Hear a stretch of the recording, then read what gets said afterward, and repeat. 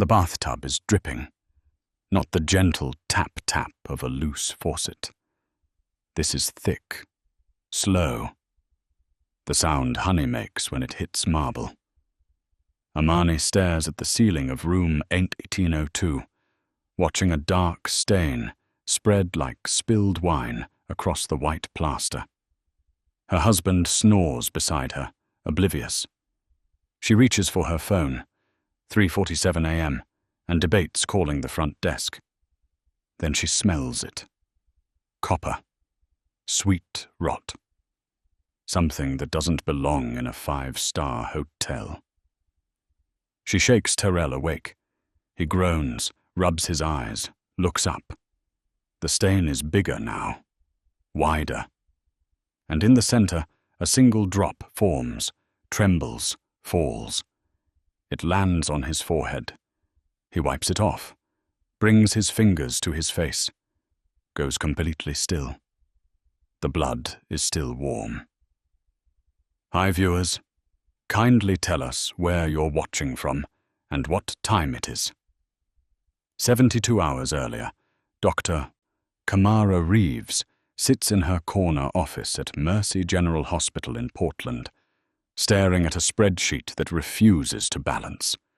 She's been the head administrator for 6 years, ever since her husband Marcus died and work became the only thing that made sense. Her colleagues call her the Iron Lady. Not because she's cruel, because she never bends, never breaks, never shows them the nights she comes home to an empty house and eats dinner standing at the kitchen counter, because sitting at the table alone feels like drowning. Her daughter Jannah left for Howard University 3 months ago. The silence in the house grew teeth after that. Kamara is 52. She wears her hair in a neat bun. Her suits are tailored. Her voice never rises. People think she's made of stone. They don't see her scrolling through old photos at midnight. They don't see her pause at Marcus's cologne bottle in the bathroom, the one she can't throw away. They don't see her hands shake when she deletes dating app downloads before ever creating a profile. Loneliness isn't loud. It's a slow leak. And by the time you notice, you're already drowning. The message comes on a Thursday evening. She's on an online forum for amateur photographers, one of the few hobbies she allows herself. She posted a black and white shot of an empty playground at dawn. Swings hanging still. Fog rolling through the frame. The comment appears beneath it. You see beauty in lonely places. Not many people can do that. The username is R. Malik Dev. His profile says he's 24, lives in Dubai, builds apps for healthcare companies. His photo shows a young man with sharp cheekbones and kind eyes. She doesn't respond. He messages again the next day, then the day after, always thoughtful, never pushy. He asks about her work, compliments her perspective. Says his mother was a nurse before she passed, that he understands the weight people in healthcare carry. By the 2nd week, she's looking forward to his messages. By the 4th week, they're talking every night. His voice is warm when they finally move to calls, deep and careful. He laughs easily, listens more than he speaks. He tells her about growing up poor in Dubai, watching his mother work herself sick, about building his first app at 16, about wanting to create something that actually helps people instead of just making money. He calls her Dr. K at first, then Kamara, then one night, just Mara. No one has called her that since Marcus died. Does loneliness make you stupid, or does it just make you human? Ryan's messages arrive like clockwork. 6 a.m. Portland time, 5 p.m. in Dubai. Good morning, Mara. Hope today is kind to you. Kamara reads them during her commute. smiles at her phone in ways that would horrify her if she saw herself. She's a hospital administrator, a widow, a mother. She's not supposed to feel like this, like a teenager checking her phone every 10 minutes. But she does. The voice notes start in month 2. His accent wraps around English words like silk. He sends her a recording of rain hitting his apartment window, another of him humming while making coffee. Tiny pieces of his life that feel more intimate than anything she's shared with another person in years.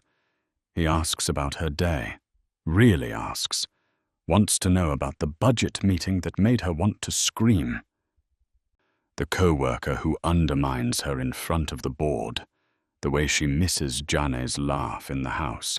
He tells her she's stronger than she thinks, that her daughter is lucky, that any man who had her and lost her must have died the luckiest fool alive.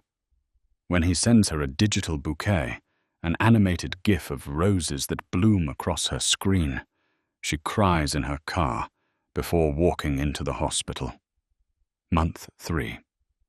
He tells her about HeartLink. It's an app concept, a platform connecting elderly patients with in-home caregivers across the world. Real-time health monitoring, video check-ins, medication reminders, all the things that could have saved his mother if the system hadn't failed her. "I've been working on it for 2 years," he says over video chat. She can see his apartment behind him, modest, clean, a laptop open on a small desk. "But investors here only care about profit margins. They don't see the mission." Kamara feels something shift in her chest. This is what she's been missing. Purpose. A chance to build something that matters. "How much do you need?" she asks. He laughs, shakes his head. "Mara, I'm not asking you for money. I just wanted to share it with someone who'd understand." But she's already thinking about her savings account, the money she's been hoarding like a safety net she'll never use. What's the point of security if you're too afraid to live? "What if I wanted to invest?" she says. He goes quiet, looks at her through the screen with something like wonder. "You'd do that? If the business plan is solid, send it to me." He does. It's professional, detailed, projected growth charts, market analysis. Everything looks legitimate. She wires him $60,000 on a Tuesday morning. He cries when he calls her that night. Actual tears. Thanks her in 3 languages. Promises her this will change lives. That she's not just an investor. She's a partner. Family. The word family lands different when you've been alone too long. Jane calls that weekend. Kamara almost tells her, almost says, "I met someone." But the words stick. Her daughter would worry, would ask questions Kamara doesn't want to answer. So she says nothing. Ryan sends updates every few days. Prototype screenshots, meetings with potential partners. He's building something real, and she's part of it. Then 6 weeks later, the invitation. "I found anchor investors," he says over video. His excitement is contagious. "They want to meet in Dubai, celebrate the launch, and Mara, I want you there. You're the reason this is happening." He sends her a ticket. First class, Emirates Airlines, a hotel booking at the Lumine Grand in downtown Dubai. 5 nights, all expenses covered. "I can't accept this," she says, even as her heart races. "You already did the hard part," he says. "Let me do this. Let me finally meet you, face to face, the way we should have met from the start." She stares at the ticket on her screen. Departure. 2 weeks. Her brain screams caution, but her heart, the part that's been silent for 7 years, screams louder. She clicks accept. Can you love someone you've never touched, or is it just the idea of them you're falling for? Kamara sits in Dr. Osei's office on Monday morning, staring at the orthopedic surgeon like he's grown a second head. "You're going where?" Osei says, coffee halfway to his mouth. "Dubai. For a business opportunity." "With who?" She hesitates. "A partner. Someone I've been working with remotely." Osei sets his mug down, leans back, studies her the way he studies X-rays, looking for the fracture. "Kamara, you don't do impulsive. You're the woman who schedules her grocery runs. What's really going on?" She wants to tell him, wants to say, "I met someone who makes me feel alive again." But she knows how it sounds. 52-year-old widow flies across the world to meet a man half her age she's never seen in person. "It's an app," she says instead. "Healthcare platform. I invested early. The launch event is in Dubai." "And you have to be there." "I want to be there." Osei watches her for a long moment, then sighs. "Just promise me you're being careful. The internet's not a safe place for people with kind hearts." She promises. But his words stick like a splinter. That night, Janaye video calls from her dorm. Kamara almost doesn't answer. She's packing, laying out clothes on her bed like she's preparing for surgery. Conservative but elegant. She wants Rayan to see her as she is. "Mom," Janaye's face fills the screen. "You look weird. What's wrong?" "Nothing's wrong, baby. Just tired." "You're packing. Where are you going?" The lie comes too easily.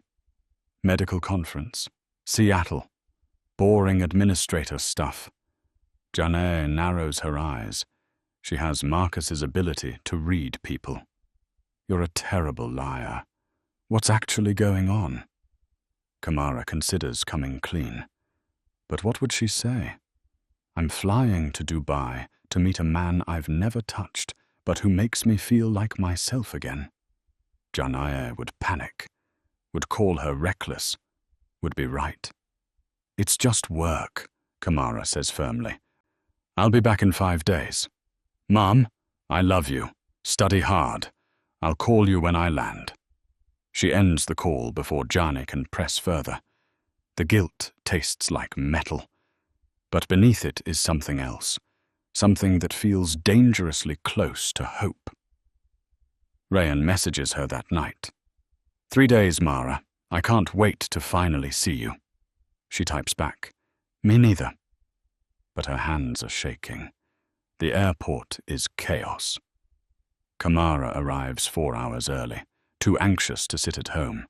She checks her bag twice, her passport 3 times. At the gate, she watches families board, couples holding hands, solo travelers who look comfortable in their aloneness. She is none of these things. The flight attendant scans her ticket.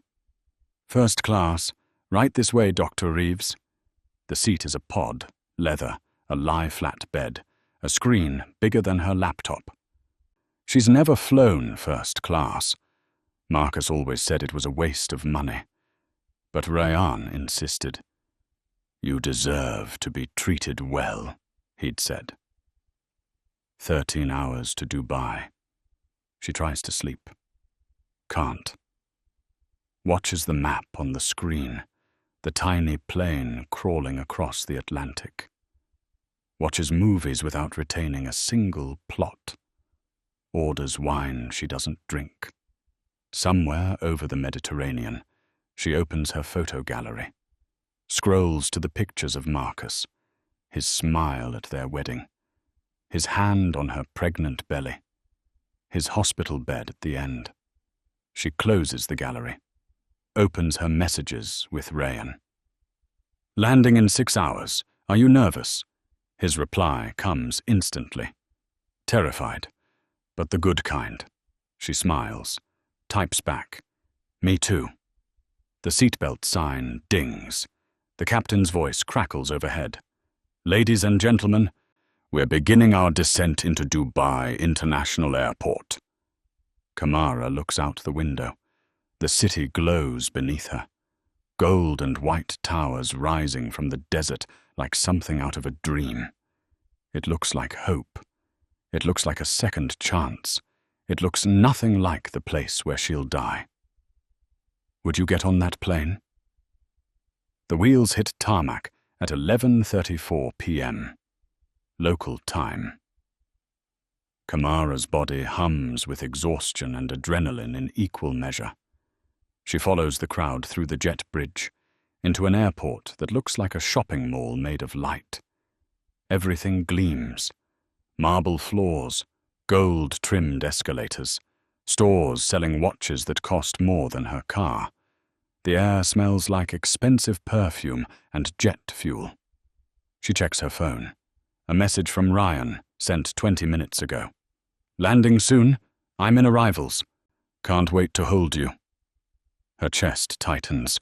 She types back with trembling thumbs. "Just landed. Heading to baggage now." The customs line moves like sludge. She practices what she'll say when she sees him, tries to imagine his face, really seeing it, not through a screen.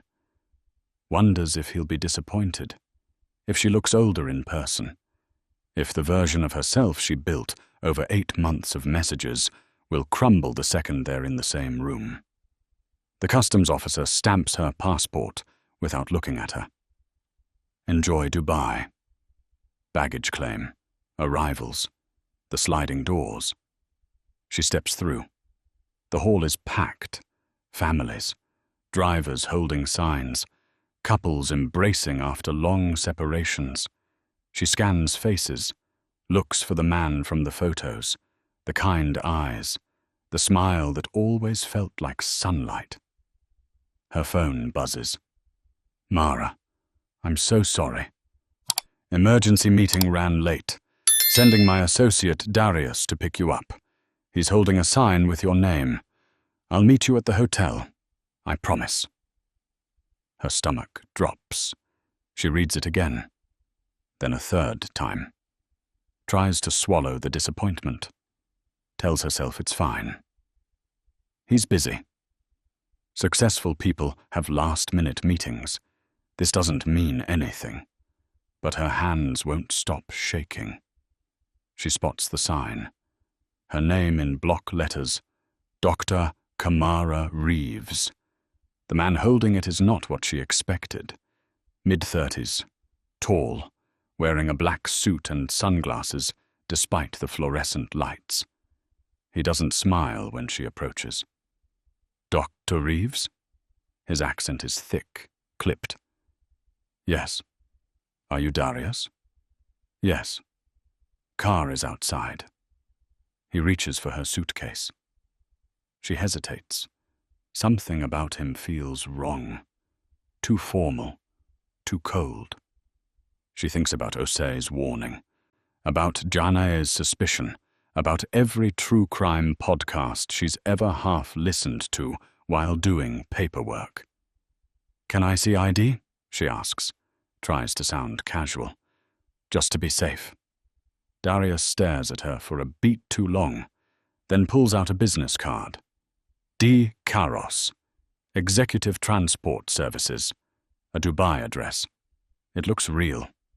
But then again, so did everything else. "Ryan sent me," Darius says. "We can call him now if you want." She almost does. But what would she say? "I don't trust the man you sent." She's being paranoid, jet-lagged, emotional. "No, it's fine," she says. "Let's go." The walk to the car is slant. Darius doesn't make small talk, doesn't ask about her flight, just leads her through automatic doors into desert heat that slaps her face like an open palm. The car is a black Mercedes, tinted windows, leather interior that smells new. Darius loads her bag into the trunk, opens the back door, waits. She climbs in. He closes the door. The sound is final, like a vault ceiling. Through the window, Dubai sprawls, highways lit like rivers of light, buildings that shouldn't be possible.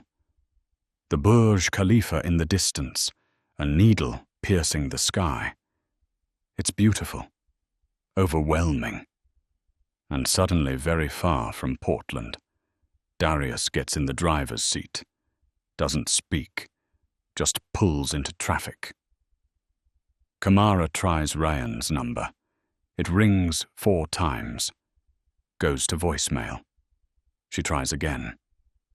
Same result. He's in a meeting, Darius says without turning around.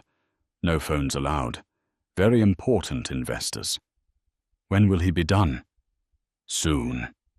The word hangs in the air like smoke. They drive for 30 minutes. Kamara watches the city scroll past, tries to memorize landmarks. The mall with the giant fountain. The marina with yachts lined up like toys. The highway signs in Arabic and English. She doesn't recognize any of it. Her phone buzzes. A text from Ryan. Almost done. Go to the hotel. Room 1904. I'll meet you there in an hour. Promise. This will all make sense soon. An hour. She can wait an hour. The Lumina Grand rises like a glass giant. Darius pulls up to the entrance. A valet in white gloves opens her door. The lobby is all marble and chandeliers and soft music that sounds like sadness set to piano. Checking in? The receptionist asks. Her smile is perfect, practiced. Yes, Reeves, room 1904.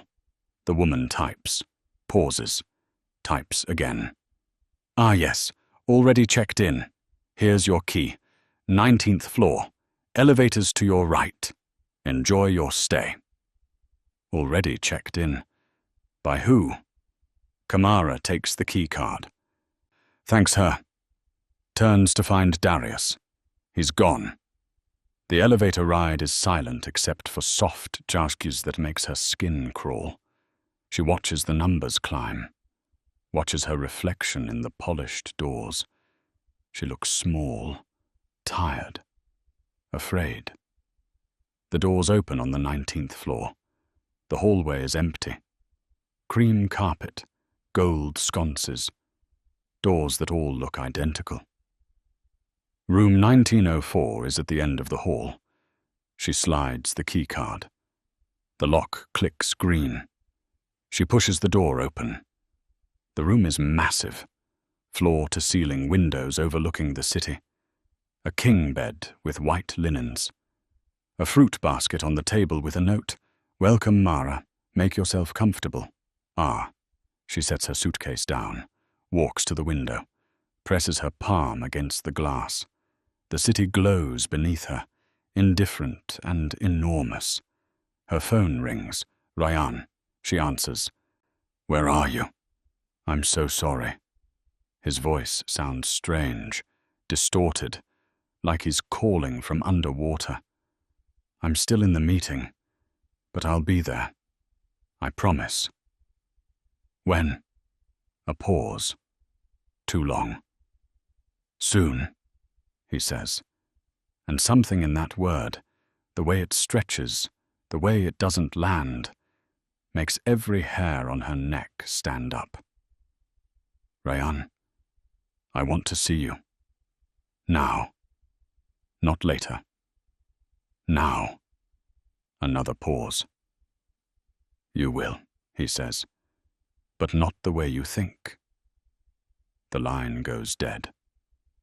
Kamara stands in the center of the hotel room, holding a silent phone, staring at a door she's no longer sure she can walk back through. What would you do? The first hour passes like surgery. Kamara unpacks, hangs her clothes in the closet with shaking hands, orders room service she doesn't eat, checks her phone every 90 seconds, texts Ryan. No response. Calls him. straight to voicemail. She tells herself there's an explanation. Meetings run long, phone batteries die, rich investors demand attention. This is normal, but nothing feels normal. At 2:47 a.m., she finally tries to sleep, lies on top of the covers, fully dressed, staring at the ceiling. The air conditioning hums. The city glows through the curtains. She closes her eyes and sees Darius's sunglasses, hears Rayan's voice. Not the way you think. She gets up, paces, considers calling the front desk, considers calling Jane, considers booking the next flight home. Instead, she opens her laptop, searches Rayan Malik Dubai app developer. Nothing. She tries HeartLink Healthcare app Dubai. Nothing. She goes back to his social media. The photos are still there. The app mock-ups, the inspirational quotes about building dreams. But now she's looking closer. The photos of his apartment, generic, could be anywhere. The screenshots of his app, no company name visible. The investors he mentioned, no names, no faces. Her chest tightens. She searches Rayan Malik with image search, drags one of his profile photos into the search bar. The results load. The photo appears on 17 different accounts. A Turkish model's Instagram from 2019, a Romanian fitness influencer, a stock photo website. Her vision tunnels. She's sitting on the edge of the bed, laptop burning her thighs, when her phone buzzes. A text from Rayan. Tomorrow, lunch. I'll explain everything. Trust me. Trust. The word tastes like copper. She doesn't respond. Morning comes in shades of gold. Dubai wakes up loud. Construction cranes groaning. Traffic humming. The call to prayer echoing across the skyline. Kamara hasn't slept. She showers in a bathroom bigger than her bedroom at home, puts on a blue dress, makeup that can't hide the exhaustion. Her phone rings at 9:15 a.m. Unknown number. Hello? Dr. Reeves, this is Amari from the concierge desk. A car is waiting for you downstairs. Your lunch reservation. I didn't make a reservation. Your guest did. The car is ready whenever you are. The call ends. Kamara stares at the phone. Every instinct tells her to stay in the room. Lock the door. Call the embassy. But another part, the part that flew 7,000 miles, needs to see this through. Needs to know if she's paranoid or if the nightmare is real. She takes the elevator down. The lobby is full of tourists in designer clothes, families, businessmen. No one looks dangerous. No one looks at her at all. Outside, the heat is violence. The car is another black Mercedes, tinted windows, a different driver, younger. He smiles. Dr. Reeves, I'm taking you to Zephyr. Best view in Dubai. She gets in because she doesn't know what else to do. They drive along the coast, past the Burj Al Arab, the sail-shaped hotel she's seen in 1,000 photos, past construction sites that look like they're building the future. The driver makes small talk about the weather. She doesn't hear a word. Zephyr is on the 40th floor of a mirrored tower. The restaurant is all glass and white tablecloths and waiters who move like dancers. The hostess leads her to a table by the window. The view is dizzying. The city spreads below like a circuit board. Your guest will arrive shortly, the hostess says. Would you like something to drink? Water, Kamara whispers. She waits, checks her phone. 12:03 p.m. 12:11 p.m., 12:24 p.m. At 12:40, a woman sits down across from her. She's young, late 20s, sharp features, expensive suit. She orders wine without asking if Kamara wants any. "You're wondering where Ryan is," the woman says. Her accent is American, East Coast. "He's not coming." Kamara's mouth goes dry. "Who are you?"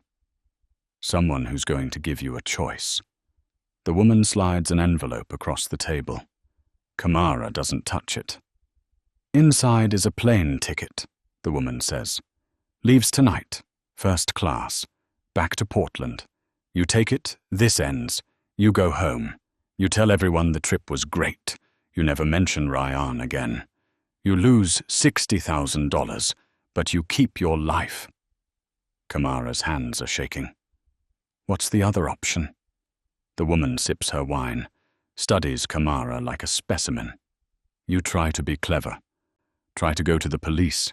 Try to expose us. And then we make sure your daughter gets an interesting package in the mail. Photos of you. Things you said in private messages. Things you wouldn't want a 20-year-old to see about her mother." The threat lands like a fist. "This is insane," Kamara says. "I'll go to the embassy. You'll do nothing." The woman's voice doesn't rise. "Because you're a smart woman who made one stupid mistake. And smart women know when to cut their losses." She stands, leaves cash on the table for the wine, walks away without looking back. Kamara sits alone at the table, staring at the envelope, watching Dubai glitter below her like broken glass. The waiter approaches. "Miss, are you ready to order?" She stands on legs that don't feel like hers, leaves the restaurant, takes the elevator down. Walks into the heat. The city moves around her, people laughing, taxis honking, life continuing like she's not falling apart. She gets back to the hotel at 2:18 p.m.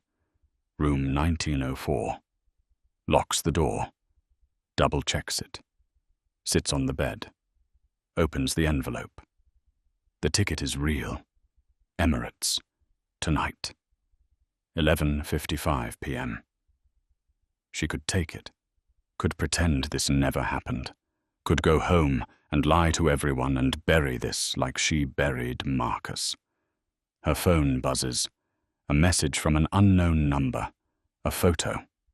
Janae outside her dorm building at Howard. Taken yesterday. Close enough to see the books in her arms. Close enough to touch. Below it, the ticket, or we visit her next. Kamara drops the phone. Presses her hands to her mouth. Tries not to scream. She doesn't hear the key card in the door. Doesn't hear the lock click. Doesn't realize she's not alone until she smells it. Cologne. The same one from the elevator with Darius. She turns.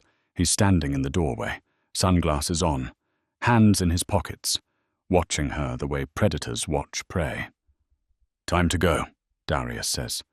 Does she scream or does she run? Kamara doesn't scream. Her throat closes. Sound dies before it forms.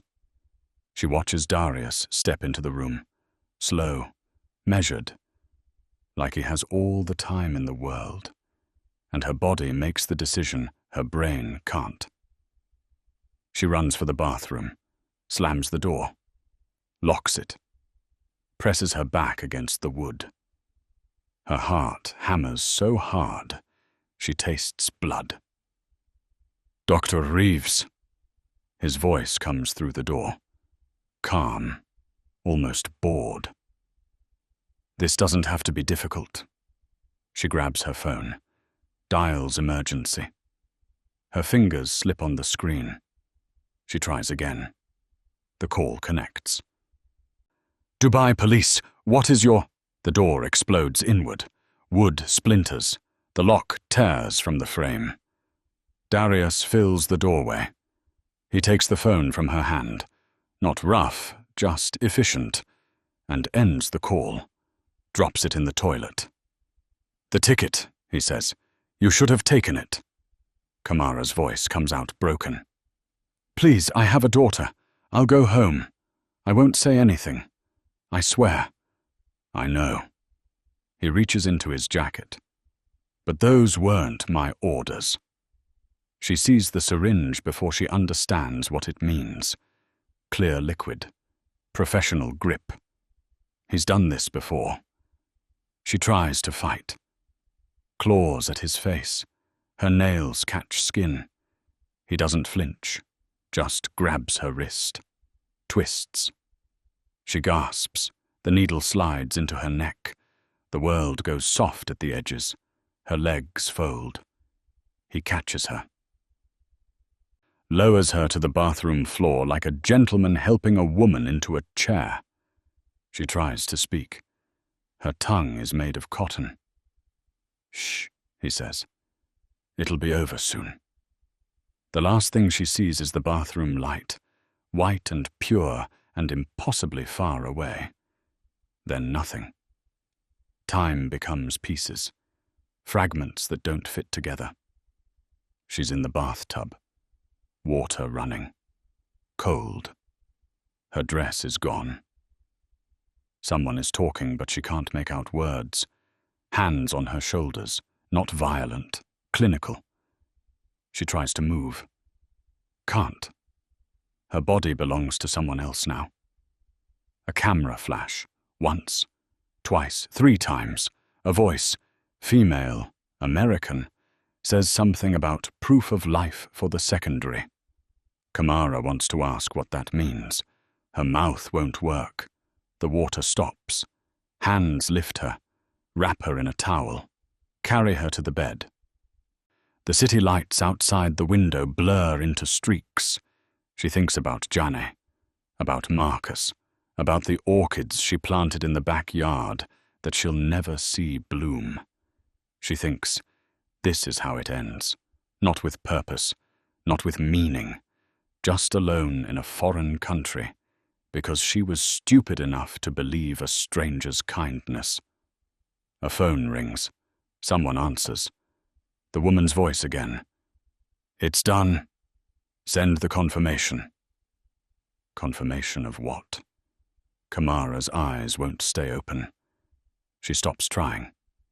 The darkness is almost kind. At 10:42 p.m., hotel security footage shows Dr. Kamara Reeves leaving room 1904. She's wearing a white dress, carrying a small clutch, walking steady, smiling at a couple in the hallway. The cameras track her to the elevator, down to the lobby, out through the side exit where taxis wait. She gets into a silver sedan. The license plate is visible for exactly 3 frames before the camera angle changes. The car pulls away. Dr. Kamara Reeves is never seen alive again. Her phone stays in the room, charging on the nightstand. The screen lights up periodically with messages. Jane. Mum, call me when you land. Love you. Dr. Osei. Hope the conference is good. Bring back some of that fancy conference swag. Rayan. I'm sorry, Mara, for everything. The messages pile up, unread. The phone dies at 4:17 a.m. In the bathroom, the faucet drips, once every 40 seconds. Tap, tap, tap. By morning, the drip changes color. By afternoon, housekeeping notices the "Do Not Disturb" sign has been on the door for 18 hours. By evening, the manager uses his master key. The smell hits him first. Copper and rot and something chemical. He covers his mouth, steps inside. Sees the bathroom door ajar, the light still on. He pushes it open. The bathtub is full. Water dark. Something large resting at the bottom. A suitcase, designer, cream-colored leather, monogrammed, KR. The manager backs out of the room, pulls his radio. His voice shakes when he speaks. Call the police. Now. Top floor. Room 1904. 2 floors below, Amani and Terrell are packing to leave when they hear sirens. Lots of them. They go to their window. Watch police cars flood the entrance. Watch officers in tactical gear rush inside. Amani looks up at the ceiling, at the stain that's been there since 3:47 a.m., at the spot where blood dripped onto her husband's forehead. She understands now. She grabs Terrell's hand, holds it tight, whispers a prayer for whoever is upstairs, for whoever was upstairs. Do you lock your doors at night? The housekeeping manager's name is Yusuf. He's worked at the Luminaire Grand for 9 years, seen guests die of heart attacks, overdoses, 1 suicide. But he's never seen this. He stands in the hallway outside room 1904, hands shaking, while police officers in gloves move past him like ghosts. The smell follows them out, sweet and wrong and impossible to forget. Detective Amara Okonkwo arrives at 6:43 p.m. She's with Interpol, on loan to Dubai PD for a human trafficking task force. She's investigated 18 murders in 4 countries. She thinks she's seen everything. She puts on gloves, booties, steps into the room. The bedroom looks untouched. Bed made. Suitcase open on the luggage rack. Clothes hung neatly in the closet. A laptop on the desk, closed. Everything normal except for the smell. She walks to the bathroom. 2 officers stand at the door. One is crying silently. The other looks green. "Ma'am," one says, "you should prepare yourself." Amara has heard that before. She steps inside. The bathtub is porcelain, white. The water inside is rust-colored. The suitcase sits at the bottom, partially submerged, zipper straining. "Has anyone opened it?" Amara asks. "No, ma'am. We were waiting for... Get forensics in here, now, and clear this floor. I want every guest relocated, every camera feed pulled, every staff member who worked last night in an interview room within the hour." The officers scramble. Amara crouches beside the tub. Doesn't touch anything. Just looks. The suitcase is expensive, soft leather, the kind people save for. The monogram is visible even through the water. K.R. She stands, walks back to the bedroom. Finds the open suitcase on the rack. Same brand. Same monogram. A matching set. Her stomach turns. Forensics arrives. 3 technicians in full protective gear. They drain the tub slowly. Document every step. The water level drops. The suitcase emerges. Stained. Heavy. "Ready?" the lead tech asks. Amara nods. He unzips it. The room goes silent. Inside is a human head. Female. Black. Early 50s. Eyes closed. Expression almost peaceful. The neck is severed cleanly.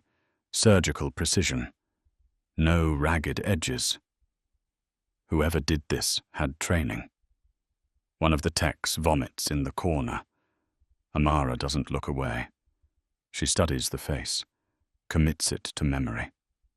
This woman was someone's daughter, someone's mother, someone who deserves justice even if the world has already moved on. "Bag everything," she says. "I want dassenfu, fingerprints, chemical analysis on the water, check for sedatives in the tissue, and someone find out who was registered to this room." The answer comes in minutes. Dr. Kamara Reeves, American citizen, hospital administrator from Portland, Oregon, checked in 48 hours ago. Solo traveler. Amara pulls the hotel records, looks at the booking, paid for by wire transfer from an account in Cyprus. The name on the account, Ryan Malik, She runs the name through Interpol databases. Nothing. She tries social media, finds an account. Photos of a young man. App developer.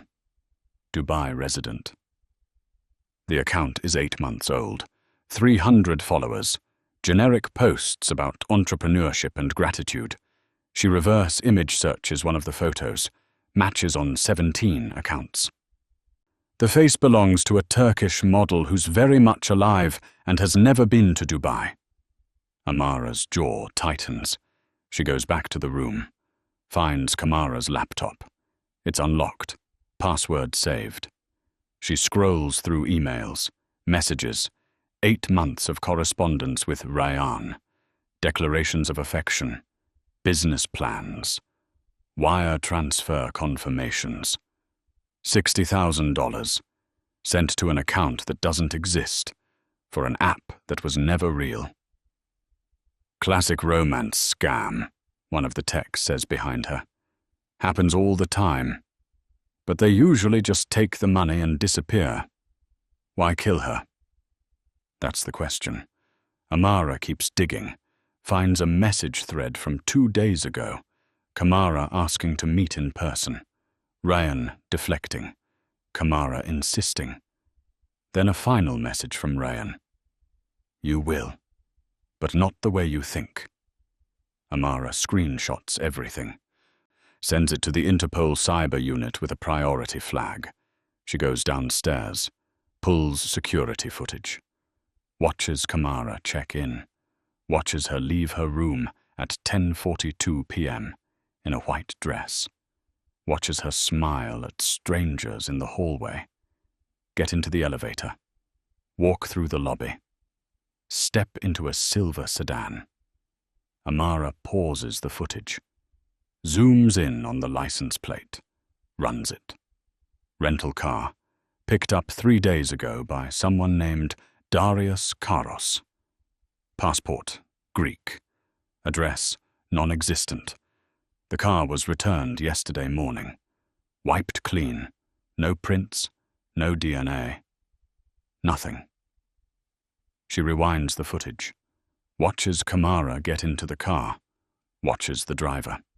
He's wearing sunglasses at night, face partially obscured, but his build is visible. Tall, broad shoulders, methodical movements. This wasn't a first kill. This was practiced. Amara's phone rings. The cyber unit.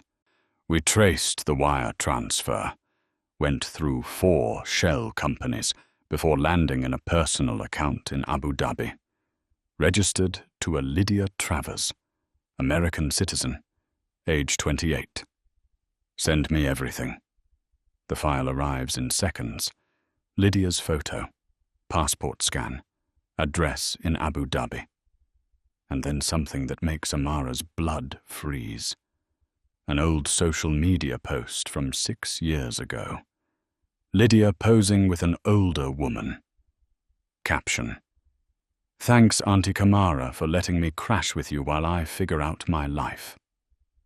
Auntie. Kamara wasn't killed by a stranger. She was killed by family. Would you trust your niece? Lydia Travers is arrested at 11:22 p.m. in a luxury apartment overlooking the Abu Dhabi marina. She doesn't run, doesn't resist, just sets down her wine glass and holds out her wrists like she's been expecting this. Lydia Travers, Amara says. You're under arrest for the murder of Dr. Kamara Reeves. Lydia smiles. Took you long enough? She's processed at the station. Fingerprints, photos, interview room. She sits calmly while Amara lays out the evidence. The wire transfers, the fake accounts, the hotel room, the suitcase. Want to tell me your side? Amara asks. Sure. Lydia leans back in her chair, crosses her legs. My aunt was a saint. Everyone said so. Took me in when my parents kicked me out. Let me live with her after her husband died. Fed me. Clothed me. Gave me a roof. Sounds generous. It was, until I asked her for help starting my business, a luxury travel company. I had everything planned, just needed 40,000 to get started. You know what she said? Amara waits. She said no. Said I needed to build character first, earn it. Meanwhile, she's sitting on 300,000 in the bank doing nothing, just hoarding it like a dragon. So yeah, I left. Came here. Started over. And decided to kill her. Lydia laughs. I decided to take what should have been mine from the start. The 60,000 was just the beginning. If she'd gotten on that plane like she was supposed to, we would have kept going, drained her dry over the next year. She'd never have known. But she didn't get on the plane. No. Lydia's smile fades. She started asking questions, wanted to meet Rayan face to face, threatened to go to the police. So we adjusted the plan. Lydia leans forward. You think I did this alone? Please. I ran the romance scam. But the rest? That was Darius. He's the one with the skills, the contacts, the experience. Where is he? Gone. Probably in Turkey by now. Maybe Greece. He's good at disappearing. Amara slides a photo across the table. Is this him? Lydia glances at it. Yeah, that's my Darius. Handsome, isn't he? He killed your aunt. Technically, yes, but she brought it on herself. If she'd just been a little less greedy, a little more generous 6 years ago, none of this would have happened. The words hang in the air. Cold. Matter of fact. Like she's describing a business transaction. Amara has interviewed dozens of killers. Most show remorse, even if it's fake. But Lydia feels nothing. No guilt, no shame. Just entitlement. Your aunt loved you, Amara says quietly. My aunt loved control. Lydia stands. Are we done? I'd like to call my lawyer now. The case goes international within hours. American media picks it up. Doctor murdered by niece in Dubai romance scam. The headlines scream betrayal. Greed. Family horror. Kamara's face is everywhere. Her hospital ID photo. Her daughter's tearful press conference. Her colleagues describing a woman who worked herself to exhaustion helping others. The story dominates news cycles for a week. True crime podcasts dissect every detail. People debate how it could happen. How a smart, educated woman could fall for something so obvious. But they don't understand loneliness. How it warps judgment. How it makes fairy tales seem possible. Interpol issues a red notice for Darius Karos. His photo circulates. Tips flood in from 6 countries. All dead ends. He's a ghost. The investigation reveals the full scope of the operation. Lydia, Darius, and a third member, a voice actor who recorded the Rayan messages using AI modulation software. They'd run the scam on 4 other women before Kamara. All Americans. All widowed or divorced. All lonely. The others lost money. Kamara lost her life. In Portland, Janae Reeves stands at her mother's memorial. The hospital chapel is packed. Colleagues, patients, strangers who read the story and wanted to pay respects. Janae is 20 years old. She wears her mother's pearl necklace. Her voice shakes when she speaks. My mum believed the best in people. She thought kindness could change the world, and maybe it can. But it also made her vulnerable. It made her trust someone who didn't deserve it. She pauses, wipes her eyes. I'm angry. At the people who did this. At myself for not stopping her.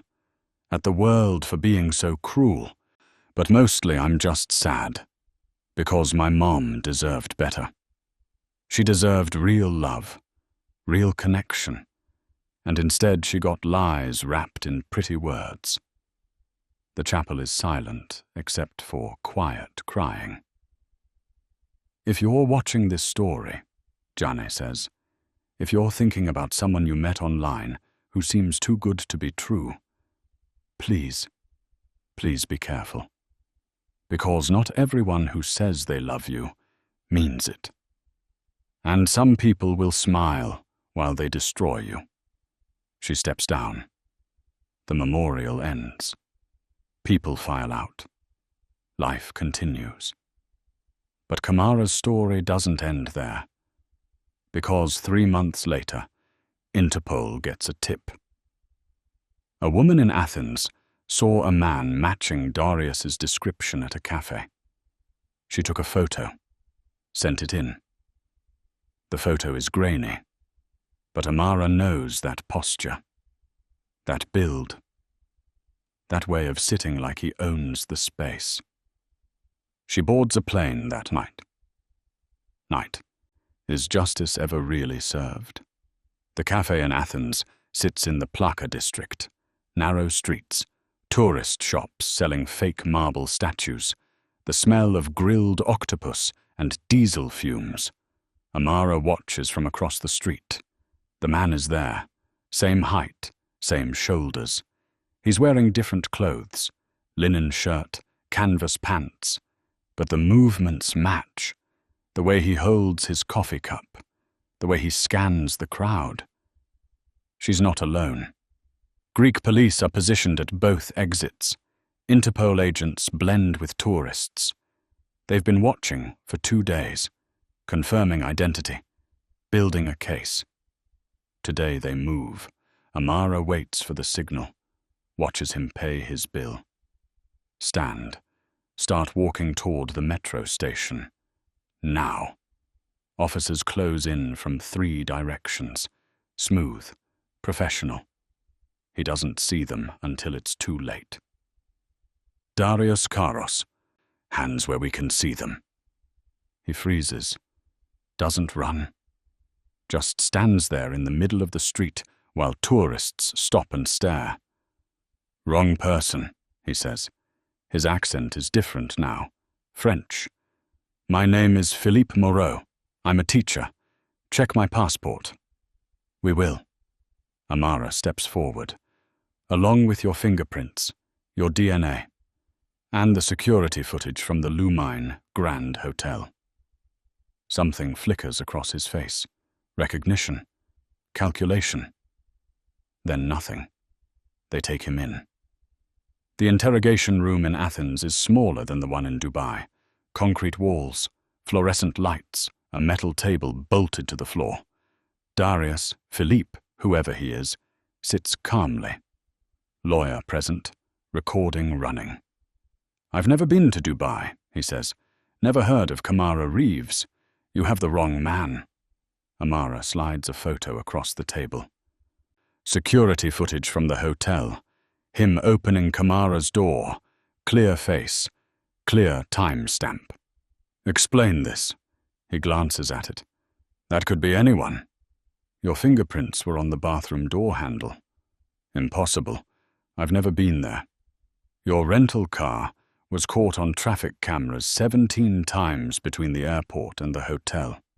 He shrugs. Someone stole my identity. Amara pulls out another photo. This one from Kamara's phone.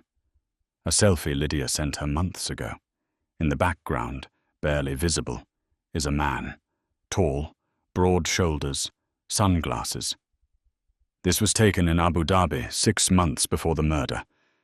You're in the photo, in Lydia's apartment. The lawyer leans over, whispers something. Darius's expression doesn't change. No comment. They go back and forth for 2 hours. Every question answered with denial or silence.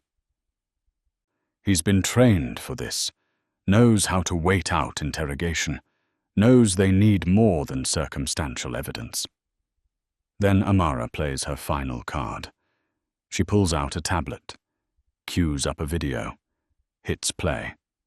It's Lydia, in her cell in Dubai. Recorded 2 days ago. Darius, if you're watching this, know that I'm not going down alone. I kept records, every account, every transaction, every message. And I kept something else. She holds up her phone to the camera. Video from the hotel. You thought you wiped everything. But I have a backup, uploaded to a server you don't know about. And if anything happens to me, it goes public. But if you confess, I'll delete it. We can make a deal. The video ends. Darius stares at the screen. His jaw tightens. She's bluffing. Maybe. Amara leans back. But are you willing to risk it? Because if that footage exists, you're looking at first-degree murder. Premeditated. International. That's life without parole. But if you cooperate now, tell us everything. We can work with prosecutors. Reduced sentence. Better prison. You might see daylight again before you're 70. The lawyer whispers again. Darius ignores him. He's thinking, weighing options, calculating odds. Finally, he speaks.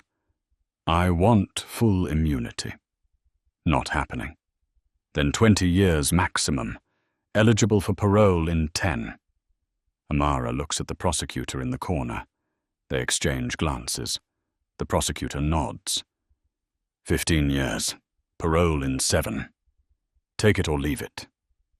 Darius is silent for a long moment. Then he leans forward. Kamara Reeves wasn't the target. She was collateral damage. Amara's pulse quickens. Explain. Lydia wanted her money. But there was someone else involved, someone higher up, who wanted Kamara dead for different reasons. Who? A man named Kofi Mensah. He runs a trafficking network through Dubai, uses romance scams to identify targets, Americans, Europeans, people with money and no close family. We lure them over, and if they're useful, we traffic them. If they're not, we harvest what we can and dispose of them. The room goes cold. Harvest! Amara's voice is ice. Organs. Wealthy clients pay top dollar. A liver, kidneys, corneas. The black market is very profitable. And Kamara? She was supposed to be trafficked, sold to a client in Yemen. But she started asking too many questions too fast. So Kofi ordered the disposal. Lydia was furious. She wanted to keep bleeding her for money. But Kofi doesn't tolerate loose ends. Amara feels sick. Where is Kofi now? Gone. He disappeared the day after Kamara died. Probably saw the media coverage and ran. But I can give you names, locations, account numbers, everything. Why would you do that? Darius meets her eyes. Because Kofi burned me, left me to take the fall while he's living in a villa somewhere. So yeah, I'll bury him. Gladly. The confession takes 6 hours. Names, dates, bank accounts, 4 other murders, 17 trafficking victims, a network spanning 6 countries. By the time it's over, Interpol has enough to dismantle the entire operation. Darius is extradited to Dubai. Lydia's deal falls apart. Both face life sentences. Kofi Mensah remains at large. But late one night, 3 months after the arrests, a body is found in a Nairobi alley. Gunshot to the head. Wallet missing. Police rule it a robbery fall. The man's fingerprints match Kofi Mensah. No one investigates very hard. Can you ever really escape what you've done? Janae Reeves stands in front of 200 people at Portland Community College.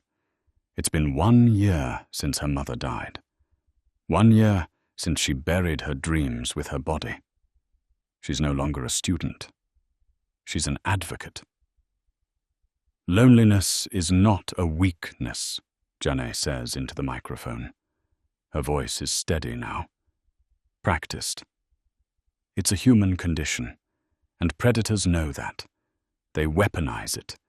They find good people who just want connection, and they destroy them. The audience listens. Some take notes. Others wipe tears. My mother was smart, educated, successful, but none of that protected her, because intelligence doesn't immunize you against emotional pain. And when you're hurting badly enough, even obvious lies start looking like hope. She clicks to the next slide. Kamara's photo. Smiling. Alive. Dr. Kamara Reeves was a hospital administrator, a mother, a widow who just wanted to feel seen again. She didn't deserve what happened to her. No one does. Janae has done 38 of these talks in the past year. Schools, community centers, church groups, anywhere people will listen. She's turned her grief into mission, her anger into education. After the talk, people approach her, thank her, share their own stories. A man who lost his brother to a similar scam. A woman who almost wired money to a fake boyfriend. A teenager whose grandmother was targeted. The stories are everywhere. Kamara wasn't unique. She was just one of thousands. That's what haunts Janae most. At night, she sits in her apartment, the one she got after leaving the dorms, and reads news articles, new scams, new victims. The methods evolve. AI-generated voices get better. Fake photos get harder to spot. The predators adapt faster than the protections. Her phone buzzes. A message from Dr. Osei. The hospital board approved the memorial fund. Kamara Reeves Foundation for Elder Safety. Launches next month. Your mum would be proud. Janae smiles through tears. Types back. She'd say we should have done it sooner. She'd be right. The foundation becomes Janae's full-time work. They partner with banks to flag suspicious wire transfers, with social media platforms to identify fake accounts, with police departments to train officers on digital romance fraud. They save 6 people in the first 3 months. 6 potential Kamaras who get a phone call before it's too late. It's not enough. It will never be enough. But it's something. Detective Amara Okonkwo retires from Interpol after 30 years. She spends her last day at the office organizing case files, making sure nothing gets lost. Kamara's file is thick. Witness statements, evidence logs, crime scene photos she'll never forget. She closes it, files it, moves on to the next. But she keeps one thing, a photo of Kamara from before, smiling at a hospital charity event, looking happy, looking alive. Amara pins it to her wall at home. A reminder. Not all cases end with clean answers. Not all victims get justice that feels satisfying. But every single one of them matters. Lydia Travers serves her sentence in a maximum security prison in Dubai. She gets letters sometimes, from Janae. They're not kind. I hope you think about what you did every single day. I hope it eats you alive. I hope you never know peace. Lydia doesn't respond, just stacks the letters in a box under her bed, reads them when she can't sleep. She tells herself she feels nothing, that Kamara made her choices and paid for them, that family doesn't mean anything when survival is on the line. But late at night, when the cell is dark and the guards are gone, she sees her aunt's face, hears her laugh, remembers dinners at the kitchen table when Lydia had nowhere else to go. She doesn't cry, but she stops sleeping well. Darius Karos is extradited to the United States, serves his sentence in a federal prison in California. He's quiet, model prisoner, takes classes, reads philosophy. In interviews, he expresses remorse, says he was desperate, says he regrets everything. No one believes him, because some people don't feel regret. They just learn what words to say to make others think they do. The world moves on. New crimes, new headlines, new victims. Kamara's story fades from front pages, becomes another cautionary tale people half remember at dinner parties. Did you hear about that doctor who flew to Dubai and got killed by her niece? Oh yeah, crazy story. So sad. And then they talk about something else. But for Jane, it never fades. She carries her mother with her, in the work she does, in the people she saves, in the talks she gives where she looks into the audience and sees someone who needs to hear it. If you're lonely, that's okay. But please don't let that loneliness make you desperate. Don't ignore red flags because you want something to be real. And don't ever, ever wire money to someone you've never met in person. The audience nods, writes it down, promises to be careful. Some of them will remember, some won't. But if even one person thinks twice before clicking send on a wire transfer, Kamara's death means something. That's all Jane can hope for. 5 years later, a woman in Seattle gets a message from a charming man online. He's young, sweet, says all the right things, asks about her photography, compliments her ability to see beauty in lonely places. She's about to respond when she remembers something. A talk she attended at her community center. A young woman named Janai telling a story about her mother. The woman deletes the message, blocks the account, reports it to the platform. She'll never know if it was real or fake, but she doesn't need to know, because she's still alive, still safe, still here. And somewhere, Kamara's legacy lives on, not in headlines, not in true crime podcasts, but in the small, quiet moments when someone chooses safety over hope, when someone asks questions instead of wiring money, when someone remembers that digital affection is not the same as genuine connection. Loneliness is hard, but death is final. And every day, someone somewhere makes the choice to stay alive, to wait for real love instead of settling for pretty lies. That's the lesson Kamara's story teaches. Not that people are evil, but that evil people exist. And they're very good at pretending to be kind. So be careful, be skeptical, be safe. Because your life is worth more than anyone's false promises. And you deserve a love that doesn't require you to ignore your instincts. You deserve to be seen, to be valued, to be safe. Don't settle for anything less, not even if it looks like gold glittering in the desert, especially not then. This story was dedicated to Dr. Kamara Reeves and every person who trusted the wrong hands.